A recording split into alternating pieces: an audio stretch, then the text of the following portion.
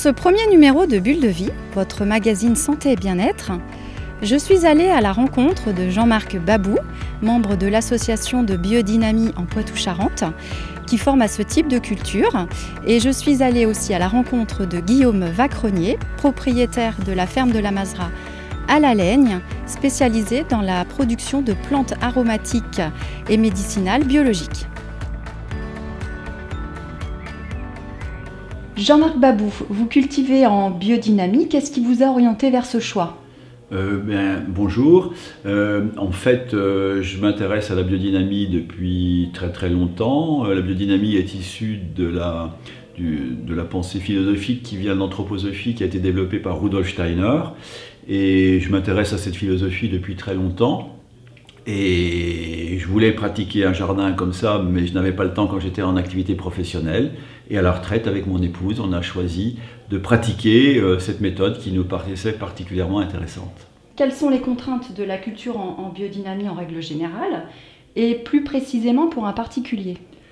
Alors, en fait, la biodynamie, c'est une méthode d'agriculture biologique, mais c'est une méthode d'agriculture biologique qui repose sur l'idée que mon jardin, mon domaine est un organisme vivant et je vais soutenir ces processus de vie plutôt que de combattre les maladies, etc., comme on le fait en agriculture classique, comme on le fait aussi même dans beaucoup d'agriculture, méthodes d'agriculture biologique.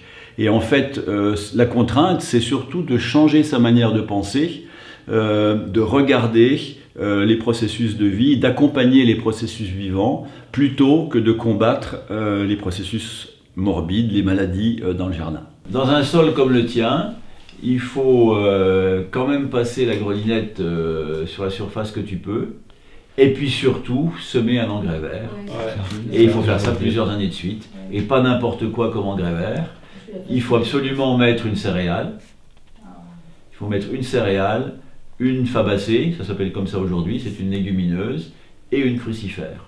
Quelle formation faut-il suivre pour cultiver en biodynamie ? Eh ben, si on est jardinier, par exemple, le cycle de formation au jardinage en biodynamie que nous faisons ici à la Mazra cette année, sur 5 demi-journées, qui va permettre donc aux gens, au fil de la saison, depuis le mois de février jusqu'au mois d'octobre, de découvrir petit à petit les principes de la biodynamie avec des parties pratiques qui vont impliquer cela. Si on est un agriculteur, eh bien, il suffit de se rapprocher du MABD, le mouvement d'agriculture biodynamique, qui dispense des formations sur tout le territoire national. Et quelle est la différence entre un légume ou un fruit cultivé en biodynamie et un fruit ou un légume cultivé de manière traditionnelle ? Alors ça dépend de ce qu'on appelle une manière traditionnelle. Aujourd'hui, on n'a plus beaucoup de manières traditionnelles. On a souvent une pratique d'agriculture chimique, ou alors d'agriculture biologique, ou alors d'agriculture biodynamique. La différence, si c'est en agriculture chimique, même en jardinage, on utilise aussi beaucoup de produits, eh bien ce sont des produits qui seront en principe beaucoup plus sains, qui vont se conserver beaucoup plus longtemps, et qui vont donc être bien plus positifs, je dirais, pour la santé humaine. Et en biodynamie, on veut préserver vraiment les forces de vie qui sont dans ces légumes pour que justement nos forces de vie, notre organisme, soit le plus sain possible.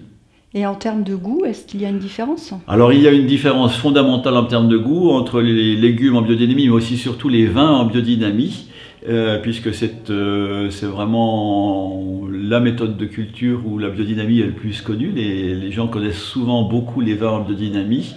On a effectivement des parfums, des arômes, également en maraîchage. Les carottes sont souvent beaucoup plus goûteuses qu'elles ne le sont, même en agriculture biologique. Mmh. Et j'ai cru comprendre qu'il y avait un calendrier à respecter. Pouvez-vous m'en dire un peu plus ? Alors, il s'agit sans doute du calendrier des semis, qui est un calendrier lunaire et planétaire. Il y en a beaucoup maintenant qui sont en vente. Mais celui de biodynamie est celui qui a été le premier qui a été mis en place. Les autres sont des copies de cela. Il s'agit en fait de considérer que sur Terre, nous ne sommes pas isolés. Nous vivons avec tout un tas de rythmes. Il y a le rythme diurne, il y a le rythme de l'année, qui sont tous les rythmes solaires et qui influencent beaucoup notre vie sur Terre.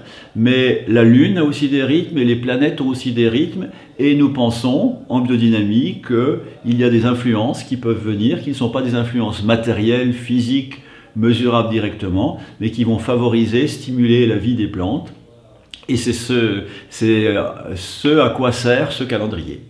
Guillaume, tu as participé aujourd'hui à l'atelier de culture en biodynamie. Qu'est-ce qui te motive à cultiver ici à la Masra en biodynamie ? La biodynamie permet pour moi d'améliorer les conditions culturales et de prendre soin du sol et d'augmenter aussi la qualité des plantes aromatiques que je vais pouvoir produire ici. Donc c'était pour moi un élément nouveau à mettre en œuvre dans mes cultures. Ouais. Et tu vas mettre ça en place assez rapidement là maintenant ? Alors durant l'atelier on se sert de cet espace pour tester, pour apprendre et je vais continuer par la suite dans les mois à venir à travailler en biodynamie. Ouais. Tout à l'heure, on a vu des gens qui semaient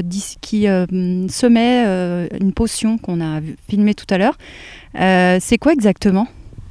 Alors cette potion permet de favoriser l'aspect fertile du sol pour que les plantes se préparent bien au printemps.